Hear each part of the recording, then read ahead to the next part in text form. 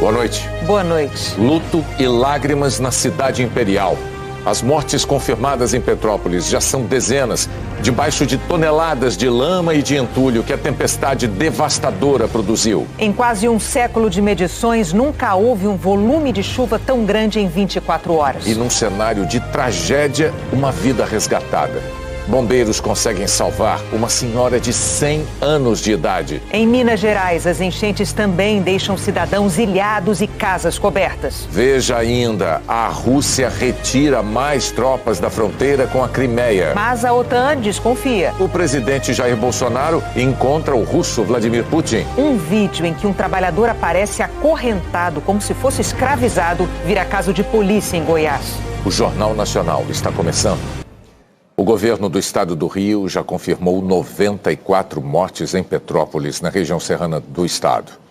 A chuva de terça-feira foi a maior já registrada na cidade em quase 90 anos de medições.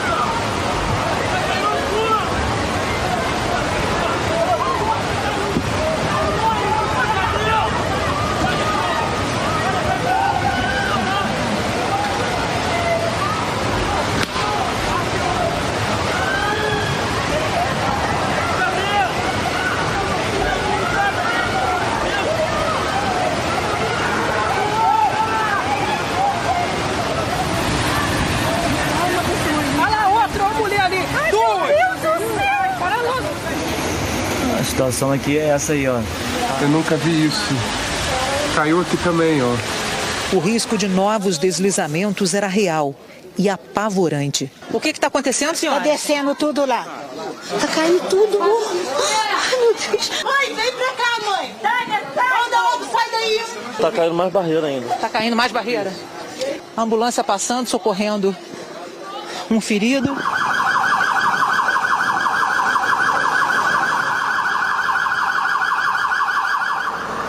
Toneladas de pedra e lama bloqueavam as ruas e dificultavam o socorro às vítimas. Está todo mundo ilhado, a gente não consegue chegar em casa. Na verdade, eu estava na estrada. O carro está em outro lugar que não dá para passar nem a pé. Ficamos esperando tirar toda a areia e a gente está indo para casa a pé porque não tem nenhuma via para passar. Essa rua aqui está com pelo menos 1 metro de lama.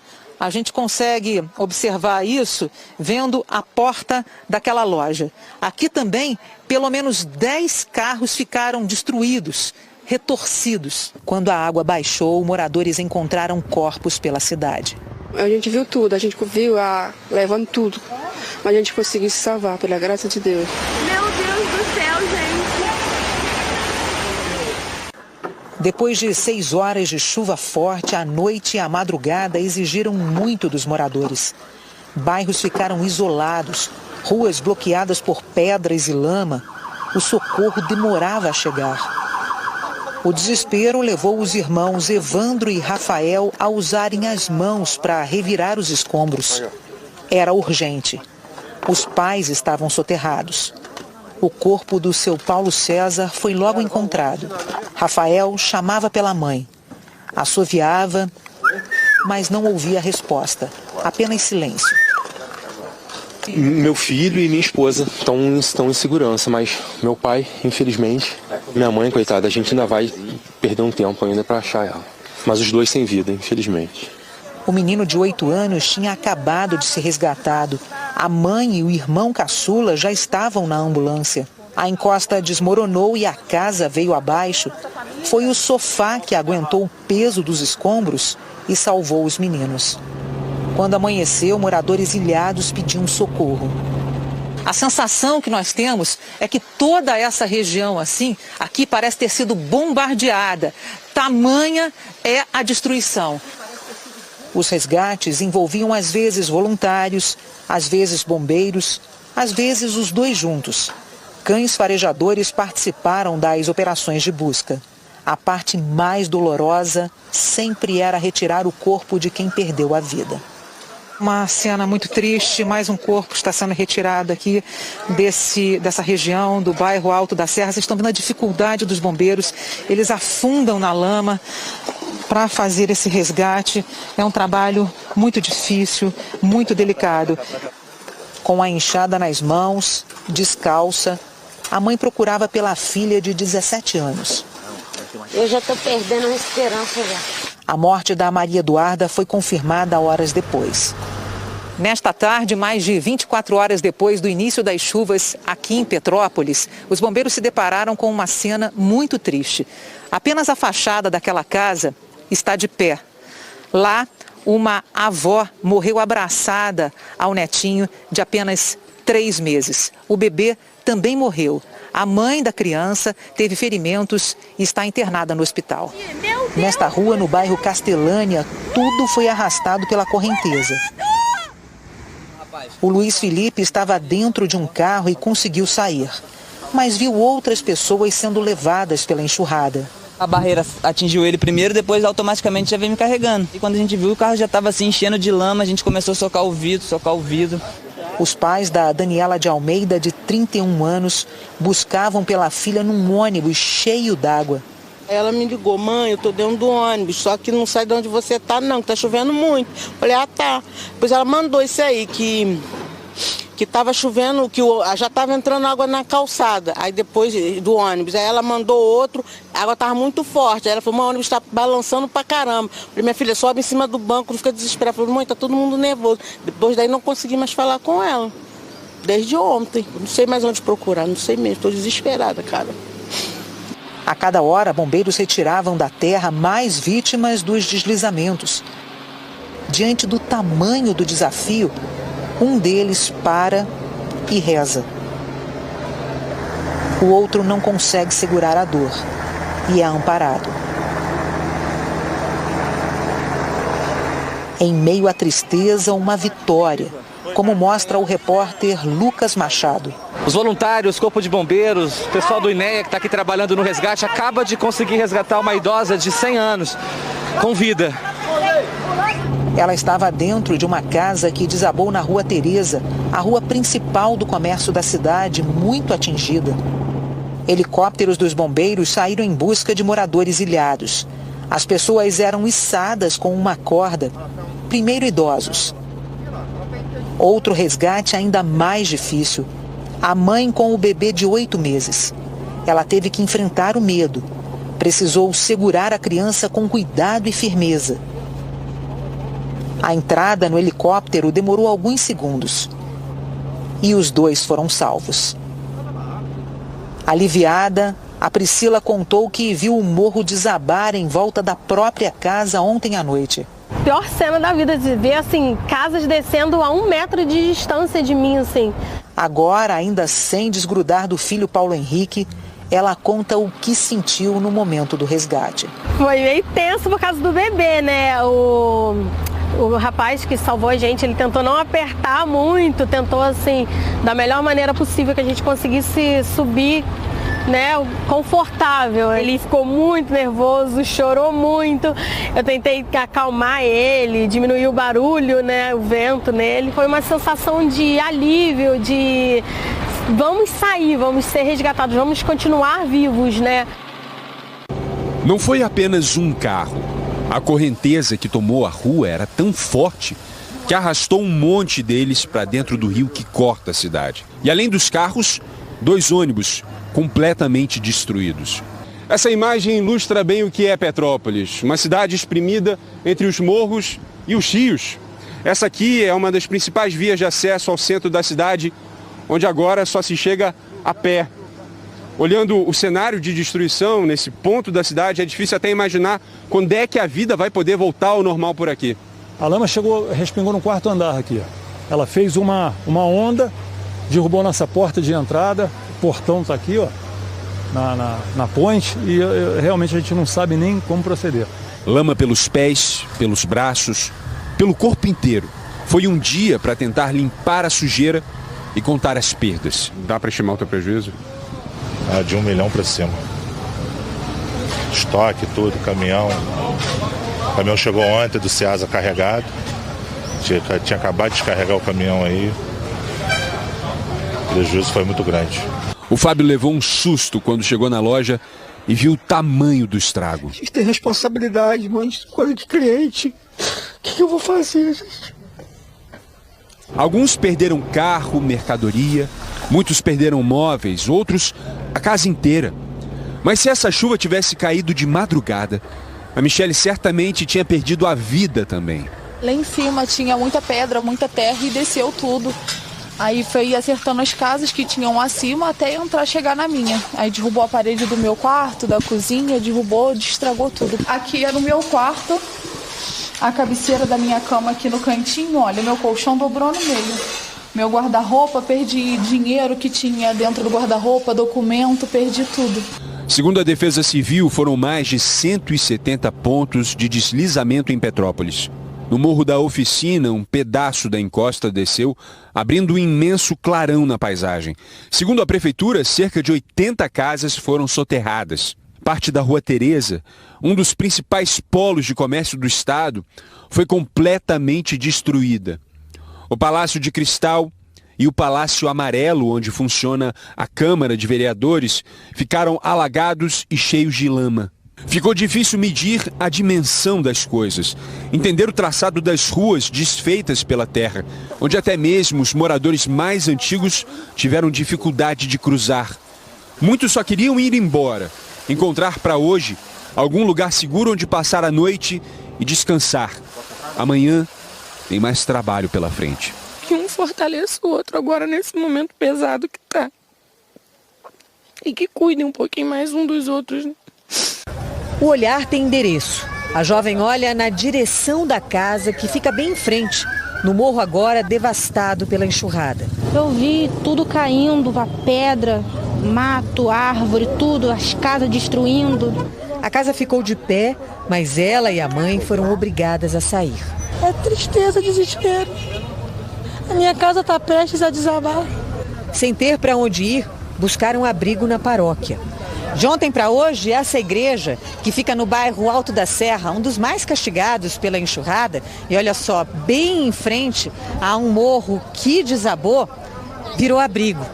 Esse é um dos muitos espaços na cidade de Petrópolis transformados em teto provisório para quem perdeu tudo ou então para quem teve que deixar a casa em área de risco. Já são mais de 200 pessoas aqui e tem mais gente chegando a todo momento.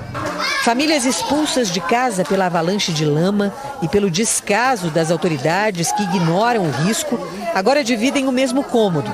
Desconhecidos unidos pela perda. A água levou a casa inteira da Josiele. Ela conseguiu resgatar 2 filhos da lama. O mais velho está no hospital.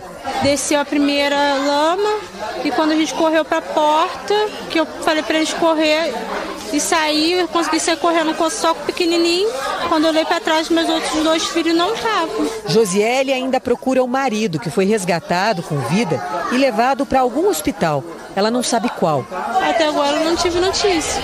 A paróquia também passou a ser um centro de distribuição de doações. Alimentos, cobertores, água, o essencial para sobreviver chega a todo momento, pelas mãos e ombros de voluntários. A ajuda também vem de longe.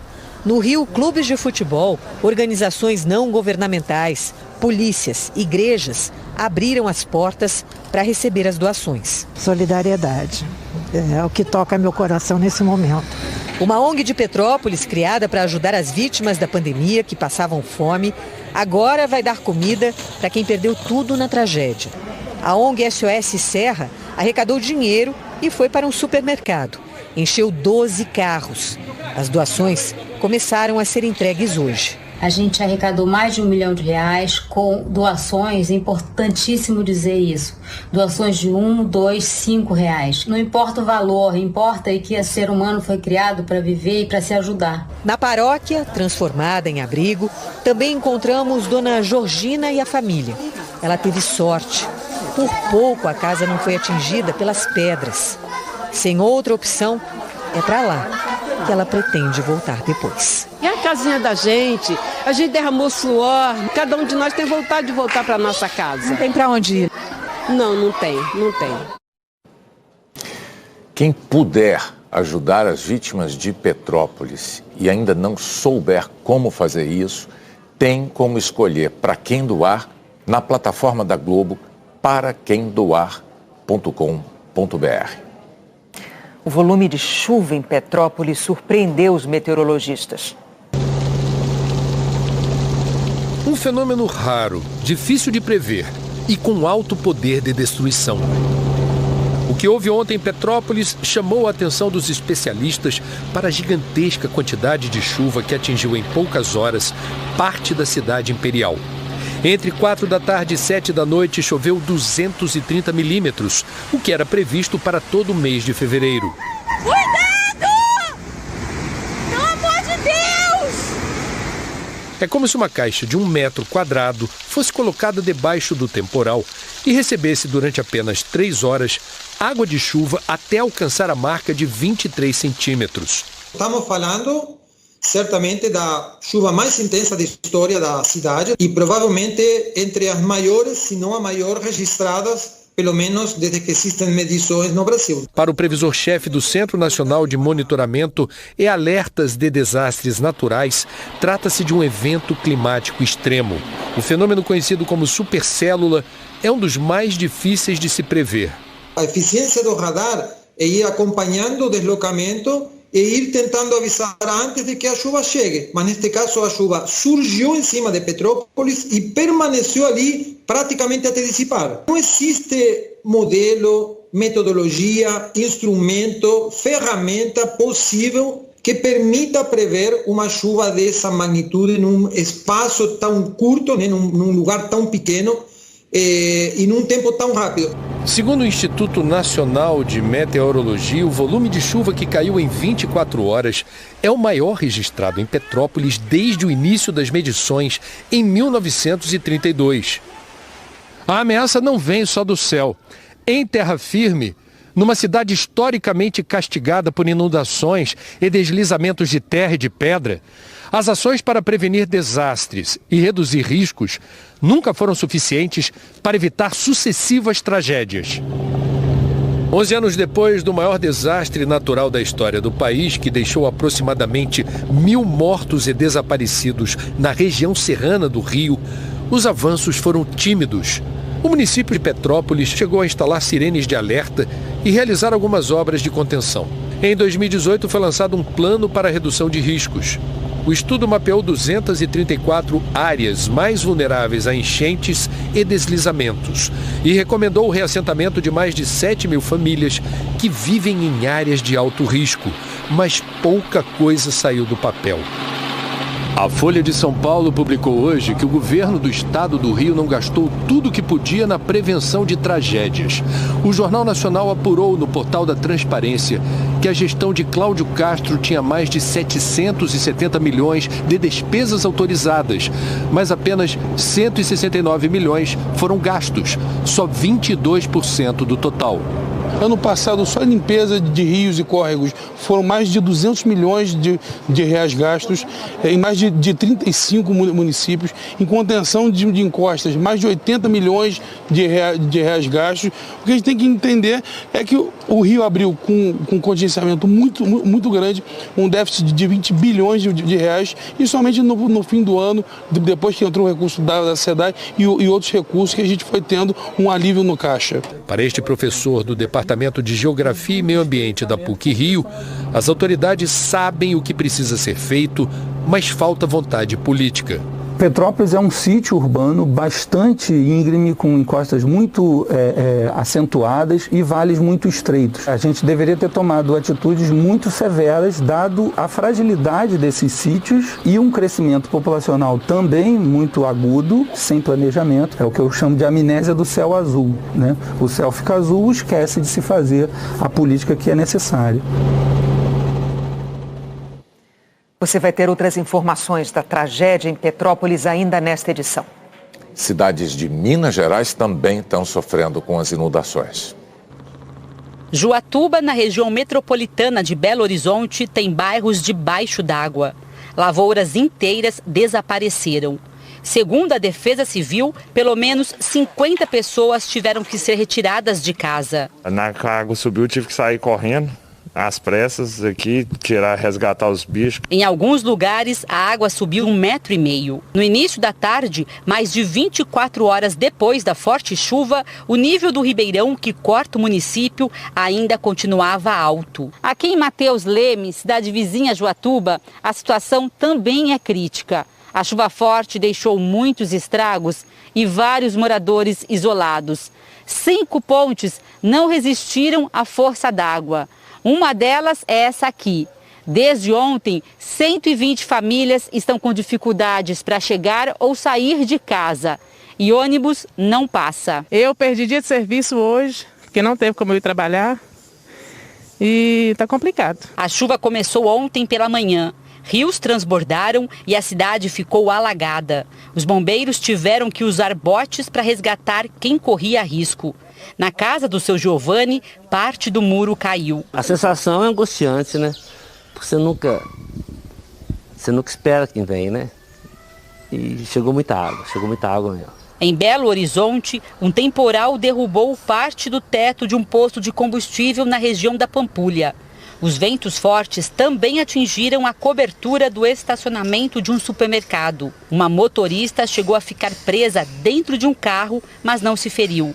Os ventos também derrubaram árvores. No Vale do Jequitinhonha, a forte enxurrada arrastou carros e móveis na cidade de Capelinha. A Defesa Civil do município informou que choveu mais de 160 milímetros em cerca de 2 horas e é considerada a maior tempestade já registrada na cidade. Em Cataguases, na Zona da Mata, chove desde o fim de semana. Mais de 650 pessoas foram atingidas pelas enchentes. A Secretaria de Serviços Urbanos usou máquinas para recuperar vias atingidas por deslizamentos de encostas. Segundo a Defesa Civil, 422 cidades de Minas estão em situação de emergência por causa da chuva. Só neste mês, mais de 7 mil pessoas ficaram desabrigadas ou desalojadas no estado. O Espírito Santo teve 2 mortes em consequência da chuva. Uma avalanche de lama derrubou um muro em cima de um homem em Alegre, no sul do estado. Em Nova Venécia, norte capixaba, uma pessoa tentou tirar um carro de uma área inundada e acabou arrastado pela correnteza. E também choveu forte no interior do Maranhão. Na cidade de Poção de Pedras, a enxurrada invadiu casas. A correnteza arrastou produtos no centro comercial. Segundo o Sematem, em 24 horas choveu mais da metade do esperado para o mês inteiro. A Eliana Marques tem a explicação para toda essa chuva, começando pela região serrana do Rio de Janeiro. Boa noite, Eliana. Boa noite, Renata. Boa noite, Bonner. E boa noite a todos vocês. Uma frente fria provocou a chuva torrencial na Serra Fluminense. Ela reforçou a descida da umidade da Amazônia. As nuvens se formaram e ficaram aprisionadas pelas montanhas, que funcionaram como uma barreira física, impedindo que as nuvens se deslocassem para outros lugares. Portanto, o relevo contribuiu para chover tanto e em poucas horas. Amanhã tem previsão de muita chuva em Petrópolis de novo, e até domingo será assim todo dia. A Baixada Fluminense e a região metropolitana do Rio também tem risco de temporal, principalmente Amanhã, depois os volumes diminuem, só que a persistência da chuva pode causar deslizamentos também. O solo vai ficando encharcado. De amanhã até domingo, chove bastante ainda. Aqui no norte fluminense, também na zona da Mata Mineira, em outras áreas aqui do leste de Minas, passando por Belo Horizonte e no centro-sul do Espírito Santo, incluindo Vitória. E considerando o que já choveu, além do que está por vir, o CEMADEM, Centro Nacional de Monitoramento e Alertas de Desastres Naturais, colocou estas áreas em risco para inundação e deslizamento de terra. A região serrana do Rio de Janeiro está na pior situação, que aparece aqui em vermelho, quando o risco é muito alto, Renata. Olhando para o que está por vir, por que ainda deve chover tanto? Olha, a gente vai ter a formação de uma nova ZACAS e se escreve assim mesmo. Significa Zona de Convergência do Atlântico Sul. Toda vez que essa sigla aqui aparecer, é sinal de alerta. A gente tem falado de ZACAS desde dezembro. Foi quando ela se formou pela primeira vez neste verão e provocou mortes no sul da Bahia. A segunda ZACAS foi no início de janeiro, castigou principalmente a região de Belo Horizonte. E a terceira, no finzinho do mês passado, quase no início de fevereiro, provocou muitos soterramentos em Franco da Rocha, na Grande São Paulo.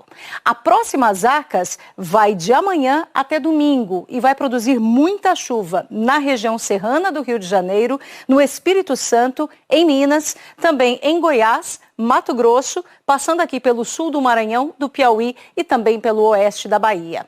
Amanhã chove forte, especialmente nestas áreas aqui, que incluem as regiões de Florianópolis, Campo Grande, Palmas e também nestas outras capitais, além de Belo Horizonte e Vitória, também Brasília, Goiânia e Curitiba.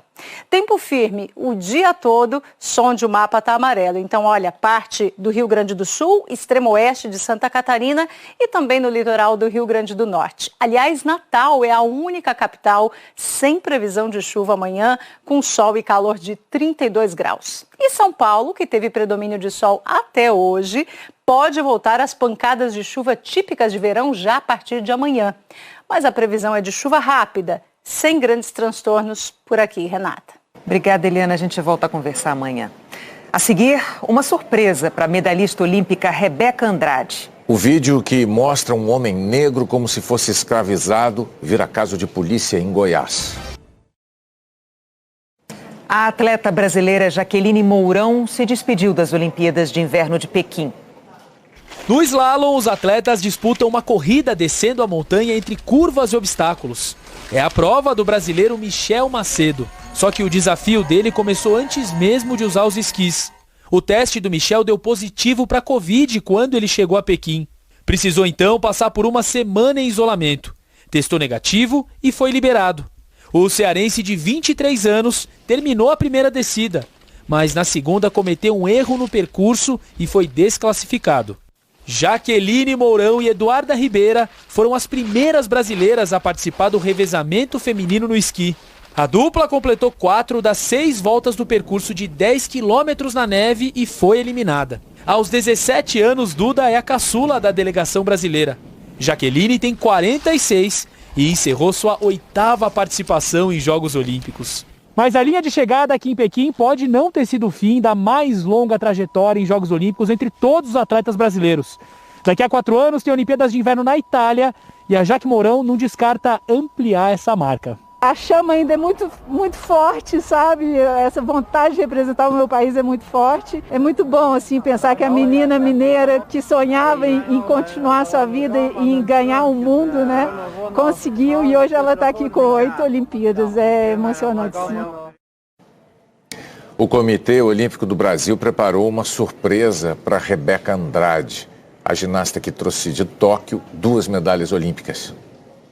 O que dar de presente para uma mulher jovem, bem-sucedida e realizada? Se é de coração, já tá valendo, independente do que seja. Se isso pode ajudar, ela gosta de ouro. De prata? Ela gosta de correr e de voar. Estava sendo uma quarta-feira comum na vida da Rebeca Andrade. Enquanto isso, o Comitê Olímpico do Brasil preparava uma surpresa para a ginasta. É surpresa mesmo. Nós tivemos essa oferta da empresa que construiu o equipamento para ela. O equipamento, A mesa do salto que deu a Rebeca o primeiro ouro olímpico da ginástica artística do Brasil. Quando os Jogos de Tóquio terminaram, o fabricante decidiu presentear a Rebeca com um aparelho. O problema era trazer essa peça do Japão. Aí o Comitê Olímpico do Brasil entrou em ação.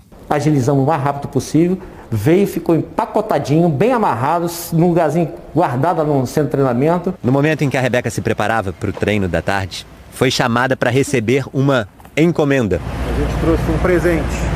E a gente quer que você abra. Não é susto não, né?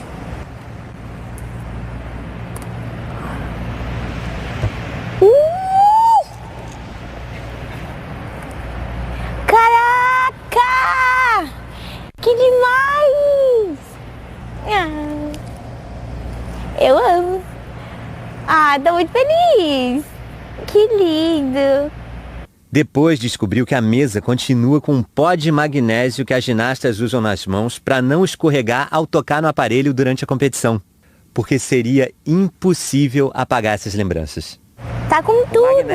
Tá com o mel que a galera usa aqui, tem marca de mão.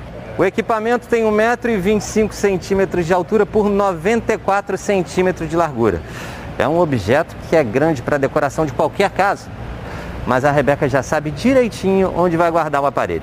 Eu acho que a gente vai botar aqui no CT, né? Tava gravado na memória de várias pessoas que me assistiram. Então pra gente é bem importante, eu tô muito feliz mesmo com esse presente. Eu fiquei bem emocionada, assim, porque as pessoas que trabalham comigo sabem da importância desse presente. Então eu tô bem feliz.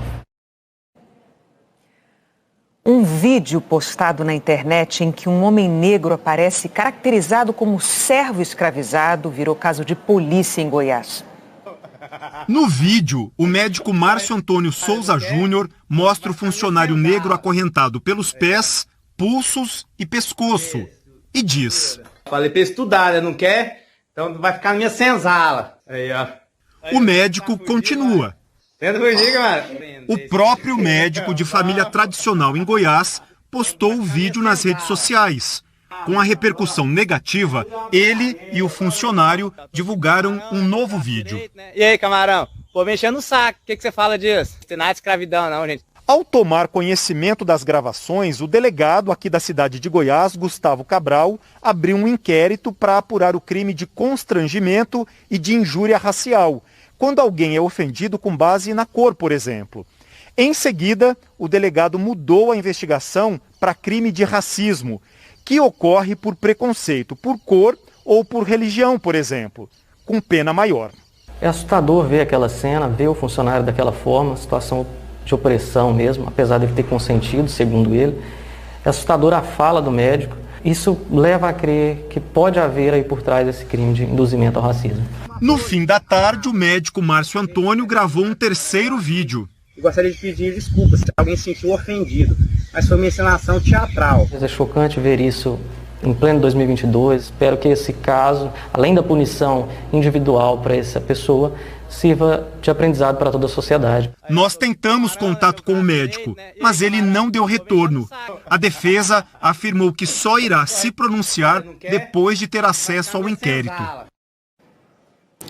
A seguir, a Rússia anuncia mais uma retirada de soldados da fronteira. Mas a OTAN mantém a postura de desconfiança. Nesta quarta-feira, o Tribunal Superior Eleitoral ofereceu aos brasileiros mais uma garantia da segurança das urnas eletrônicas. Em nome da transparência, o TSE divulgou as respostas aos questionamentos feitos pelas Forças Armadas sobre o processo eletrônico de votação. Na semana passada, durante uma live em uma rede social, o presidente Jair Bolsonaro disse que o Exército havia enviado perguntas ao TSE e identificado dezenas de vulnerabilidades nas urnas eletrônicas, sem especificar quais seriam. Era mais uma tentativa de atacar o sistema de votações e colocar em dúvida o processo eleitoral brasileiro. Bolsonaro ainda insinuou que o Exército havia dado um prazo para o tribunal responder e que esse prazo tinha se encerrado naquele dia. No dia seguinte, o TSE veio a público para mais uma vez desmentir as insinuações do presidente contra as urnas eletrônicas. Em nota, o tribunal afirmou que as perguntas do representante do Ministério da Defesa na Comissão de Transparência Eleitoral, general Heber Garcia Portela, eram apenas pedidos de informações para compreender o funcionamento do sistema eletrônico de votação, sem qualquer comentário ou juízo de valor sobre segurança ou vulnerabilidades, e que as declarações de Bolsonaro não correspondiam aos fatos nem faziam qualquer sentido. O TSE explicou que o pedido foi protocolado próximo do recesso de fim de ano do Judiciário, que começou no dia 20 de dezembro, e que após este período, o conteúdo começou a ser elaborado e seria encaminhado nos próximos dias. O general Heber Portela foi indicado para compor a Comissão de Transparência Eleitoral do Tribunal pelo ministro da Defesa, Braga Neto, um dos mais próximos de Bolsonaro. Na segunda-feira, 3 dias depois das insinuações do presidente, o TSE encaminhou as respostas para o representante das Forças Armadas. O presidente do TSE, ministro Luiz Roberto Barroso, afirmou que a íntegra do documento não havia sido divulgada por estar sob sigilo a pedido dos próprios autores das perguntas. Mas hoje o tribunal decidiu divulgar o relatório diante do vazamento da existência, bem como do próprio teor das perguntas. Segundo o TSE, a decisão de divulgação do material foi tomada em conjunto pelo presidente, ministro Luiz Roberto Barroso, e pelos futuros presidentes, os ministros Luiz Edson Fachin e Alexandre de Moraes, levando em conta que as informações prestadas às Forças Armadas são de interesse público e não impactam a segurança cibernética da Justiça Eleitoral. O representante do Ministério da Defesa enviou 80 perguntas com pedidos de informações sobre o funcionamento das urnas, que vão desde os programas internos utilizados no sistema de votação até o mecanismo de lacre dos aparelhos. Mas em nenhum momento, segundo o TSE, ele apontou vulnerabilidades nas urnas, como foi divulgado pelo presidente Jair Bolsonaro. São 704 páginas. O TSE destaca que não constam detalhes que possam viabilizar ataques aos sistemas da Justiça Eleitoral. Em uma das perguntas, o general questiona o tribunal se será realizada alguma auditoria externa nas novas urnas produzidas no país, que não estavam disponíveis durante o teste público de segurança do ano passado, realizado em novembro. As Forças Armadas foram convidadas, mas só participaram do teste como observadoras. O TSE respondeu que audita a fabricação das urnas eletrônicas com servidores alocados diretamente na linha de produção e que as novas urnas do modelo 2020 estarão disponíveis em março de 2022 para teste, momento em que este modelo de urna poderá participar de todos os eventos de verificação e de teste do calendário da Justiça Eleitoral. Em outra pergunta, o representante do Ministério da Defesa quis saber como garantir que eleitores que apresentaram justificativa eleitoral em razão de impedimento para comparecer no dia da votação não constem como votado numa determinada eleição. O TSE explicou que a urna eletrônica é desconectada de qualquer tipo de rede de dados e que não é possível conhecer no momento da votação se o eleitor já apresentou justificativa em outro município, mas garantiu que ao final da votação a urna gera, dentre outros, arquivo contendo a informação dos eleitores que compareceram e daqueles que faltaram. Ao processar esse arquivo, o cadastro eleitoral verifica se houve eleitor que compareceu e justificou na mesma eleição. Em entrevista ao programa Em Foco, que a Globo News exibe hoje à noite, o ministro Barroso disse à jornalista Andréa Sadi que ficou perplexo com as novas insinuações de Bolsonaro. Eu fiquei muito espantado de ver numa live do presidente ele divulgando fatos que deveriam ter sido mantidos sob reserva, porque essa era a palavra empenhada. Quando o presidente começa a divulgar, ele começa a mentir, porque, na verdade, só havia perguntas técnicas. Como funciona isso, como funciona aquilo, quantas barreiras. E nós respondemos tudo. Depois, o presidente disse que as Forças Armadas tinham apontado vulnerabilidades. Não apontaram coisa alguma. O presidente Jair Bolsonaro se encontrou hoje com o presidente russo, Vladimir Putin, em Moscou. A reportagem é do enviado especial à Rússia, Nilson Clava. O dia do presidente Jair Bolsonaro começou com uma homenagem aos militares do regime comunista da então União das Repúblicas Socialistas Soviéticas que morreram durante a Segunda Guerra. Ele depositou flores no túmulo do soldado desconhecido. Mais tarde, Bolsonaro foi ao Kremlin se encontrar com o presidente russo Diferentemente do que aconteceu com o presidente francês e com o primeiro-ministro alemão, os dois não estavam separados por uma longa mesa.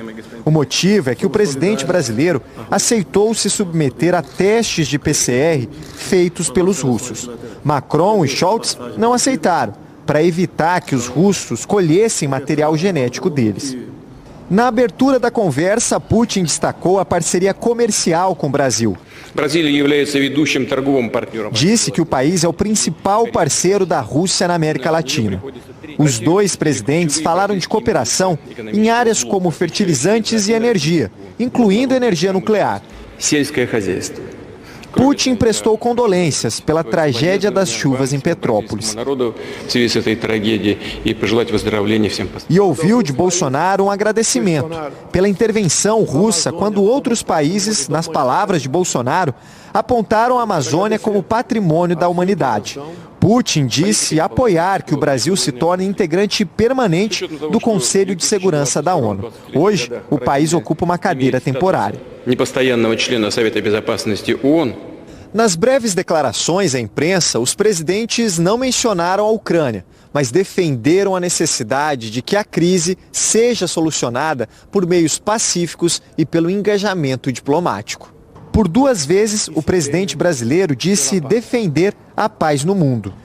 Temos uma colaboração intensa nos principais foros internacionais, como o BRICS, G20 e as Nações Unidas, onde defendemos a soberania dos Estados, o respeito ao direito internacional e a Carta das Nações Unidas.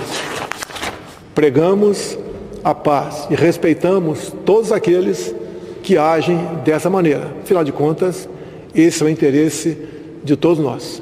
Paz para o mundo. Mais cedo, o porta-voz do Kremlin disse que foi bem-vindo o apelo de Joe Biden aos cidadãos russos, mas que seria melhor o presidente americano pedir aos ucranianos que parassem de atirar uns contra os outros. Foi uma referência aos conflitos com separatistas no leste da Ucrânia. A porta-voz do Ministério das Relações Exteriores, Maria Zakharova, acusou os Estados Unidos de acirrarem os ânimos na Europa com o suposto objetivo de bloquear a implementação de um novo gasoduto e, com isso, tirar da Rússia uma fatia do mercado de gás. O Ministério da Defesa da Rússia anunciou o retorno de mais soldados às bases e divulgou imagens de tropas saindo da Crimeia, a região anexada pela Rússia em 2014. Na outra fronteira, o governo de Belarus afirmou que nenhum soldado ou equipamento russo vai ficar no país depois dos exercícios militares.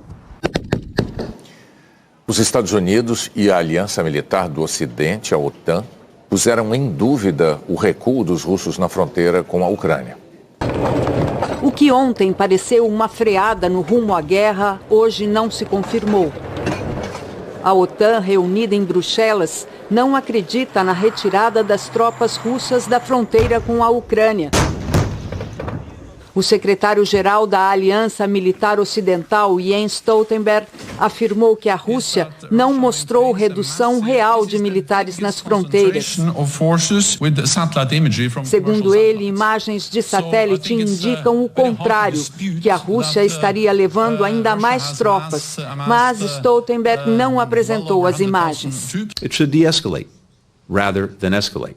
O secretário de Estado americano, Antony Blinken, também disse não ter visto redução nas forças russas e ainda afirmou que mais tropas da Rússia estão se aproximando da fronteira da Ucrânia e ocupando posições de combate. A OTAN está considerando novas medidas para deter a Rússia, como a criação de 4 novos grupos de batalha, na Romênia, Bulgária, possivelmente Hungria e Eslováquia. O presidente da Ucrânia declarou que também não viu nenhuma diminuição de tropas na sua vizinhança. Volodymyr Zelensky visitou soldados que treinam perto da fronteira com Belarus. E a Força Aérea Ucraniana, equipada com caças de fabricação russa, também fez patrulhas hoje. O Ministério da Defesa ucraniano denunciou que a Rússia está por trás dos ataques cibernéticos que vem sofrendo. Também os sites dos ministérios financeiros teriam sido alvo de invasores. A Rússia negou. O presidente Zelensky havia alertado para a possibilidade de um ataque russo hoje e por isso convocou os ucranianos a um dia de união nacionalista. Um dia celebrado com bandeiras em várias cidades do país. Um pavilhão com 200 metros de comprimento desfilou no Estádio Olímpico de Kiev. Hoje o Papa Francisco foi mais sutil na sua manifestação contra a guerra. Falou dos santos Cirilo e Metódio, 2 irmãos que evangelizaram os países eslavos, num apelo indireto à Rússia e à Ucrânia para que recuperem a paz e a amizade, a solidariedade e o respeito. A seguir, os trabalhos de resgate em Petrópolis. E os números da pandemia? O corpo do cineasta e cronista Arnaldo Jabor foi cremado hoje à tarde no Rio de Janeiro, numa cerimônia restrita à família. O velório foi no Museu de Arte Moderna do Rio, no prédio onde fica a Cinemateca da cidade, que abriga os filmes do cineasta. Arnaldo Jabor morreu na madrugada de terça-feira, aos 81 anos, em decorrência de um acidente vascular cerebral. Nós vamos tentar agora voltar a Petrópolis ao vivo, na região serrana do Rio de Janeiro, para atualizar as informações sobre a tragédia provocada pela chuva. Rogério Coutinho, boa noite, você me escuta? Oi, Bonner, muito boa noite a todos. Olha, eu falo ao vivo aqui do bairro Castelânia, um bairro que está praticamente deserto, está às escuras. A maioria dos moradores saiu daqui ao longo do dia, levando seus pertences. Alguns ainda continuam, mas enfrentam essa barreira aqui, ó, logo no começo do bairro. Desceram muitos carros, aqui tem 5 carros empilhados, muita terra e muitos galhos. O bairro está sem luz e está sem água. Agora à noite as buscas continuam, os bombeiros estão fazendo o resgate e a gente tem imagens aí para mostrar que eles resgataram os corpos de uma mãe e uma filha no Morro da Oficina. Não há um número oficial de desaparecidos pelo Corpo de Bombeiros, mas o Ministério Público do Estado do Rio de Janeiro já tem uma relação com 35 nomes, ou seja, 35 pessoas estão sendo procuradas. O Corpo de Bombeiros montou 6 postos avançados aqui no município, entre eles o posto no quartel central e outro na prefeitura, tudo isso para prestar atendimento à população. Bonner. Obrigado, Rogério. O jornalismo da Globo segue acompanhando os desdobramentos dessa tragédia em Petrópolis. E agora, de lá, nós vamos para São Paulo para atualizar os números da pandemia no Brasil, os números reunidos pelo consórcio de veículos de imprensa. Malu Maza, boa noite. Boa noite, Bonner, Renata, e uma boa noite a todos vocês. Nas últimas 24 horas, o país registrou 1.046 mortes por Covid. Desde o início da pandemia, já são 640.868 vítimas da doença. De ontem para hoje, foram mais de 147 mil novos casos conhecidos. O total passa de 27.800.000. A média de casos está em queda de 35% na comparação com 2 semanas atrás. São 121.722 casos por dia. A média de mortes está em alta de 18%, 811 óbitos por dia. O Acre aparece em cinza porque não divulgou os dados hoje. 16 estados estão com alta na média de mortes. 7 estados e o Distrito Federal têm estabilidade. Amazonas e Ceará registram queda. Agora, os dados da vacinação. 4 estados não divulgaram as informações hoje. Nas últimas 24 horas, 311 mil pessoas receberam a primeira dose da vacina, 469 mil a segunda dose ou a dose única, 704 mil a dose de reforço. O total do dia chegou a quase 1,5 milhão de brasileiros vacinados. Desde o começo da vacinação, receberam a primeira dose 79,14% da população. Considerando quem tem 5 anos ou mais, ou seja, a população vacinável, esse percentual chega a quase 85%.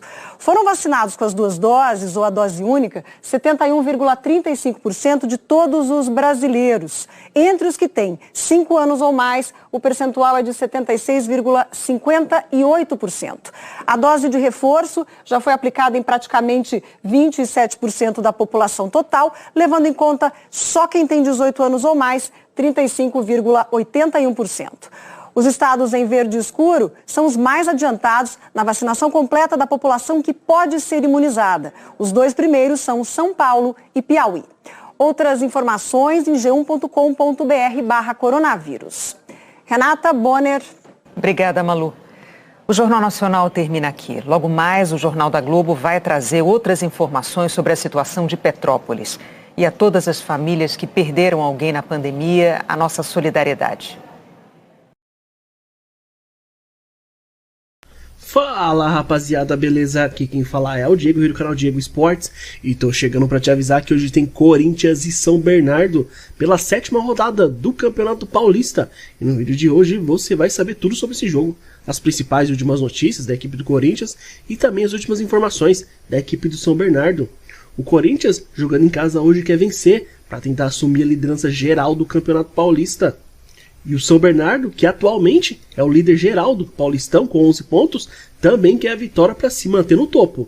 Então, se você é torcedor do Corinthians ou torcedor do São Bernardo, já faça o convite, se inscreve agora aqui no nosso canal, já deixa seu like no vídeo para nos ajudar, ativa também as notificações para você receber nossos próximos vídeos e comente aí embaixo o seu palpite, porque Corinthians e São Bernardo entram em campo nesta quarta-feira, a partir das 9h30 da noite, no horário de Brasília, na Neoquímica Arena.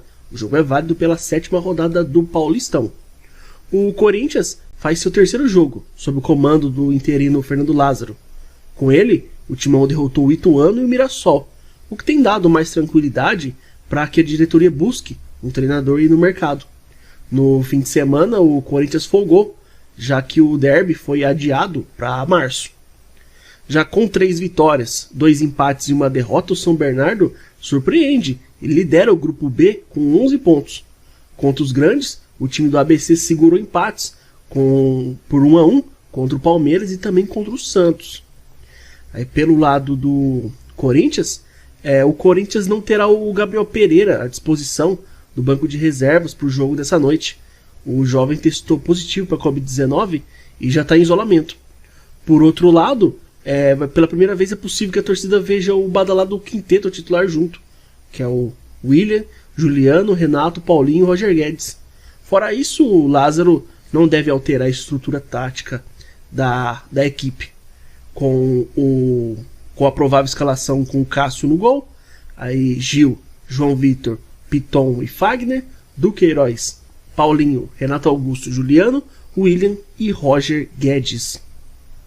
Já pelo lado do São Bernardo, ex-treinador da base do Timão, o Zanardi, terá que fazer 2 mudanças no time titular para a partida desta noite. Suspenso, o volante Rodrigo Souza deve ser substituído pelo Léo Gomes. Mantendo os 3 zagueiros, o Bernou deve ter postura mais reativa. Emprestado pelo Timão, o atacante Matheus Davó não poderá entrar em campo hoje e deve ceder lugar ao centroavante João Carlos. Com isso aí, a provável escalação da equipe do São Bernardo deve ter Júnior Oliveira, aí Liger, Matheus Salustiano e Joilson, Igor Fernandes, Léo Gomes e Cristóvão, Paulinho Mocelin, Silvinho e Vitinho Mesquita, e na frente o centroavante João Carlos. O jogo de hoje apitado por Thiago Lourenço de Matos, vai contar com os assistentes Luiz Alberto Andrini Nogueira e o Robson Ferreira de Oliveira, e no VAR teremos o Rodrigo Guarizo Ferreira do Amaral. Atualmente o Corinthians é líder do grupo A, tem 10 pontos em 5 jogos, lembrando que tem um jogo a menos, porque o jogo contra o Palmeiras foi adiado. Em 5 jogos então foram 3 vitórias, 1 empate e 1 derrota, foram 7 gols marcados e 5 gols sofridos. Já a equipe do São Bernardo é líder do grupo B, em 6 jogos tem 11 pontos, foram 3 vitórias, 2 empates e 1 derrota, foram 6 gols marcados e 3 gols sofridos. Na rodada passada o Corinthians venceu o Mirassol em casa por 2-1, e também jogando em casa o São Bernardo bateu o Red Bull Bragantino pelo placar de 1-0. Aí na próxima rodada o Corinthians fora de casa vai enfrentar o Botafogo de Ribeirão Preto, e a equipe do São Bernardo em casa vai receber a equipe do Ituano. Então é isso aí, rapaziada. Desejamos a todos um ótimo jogo, que vençam o melhor, fiquem todos com Deus e até a próxima.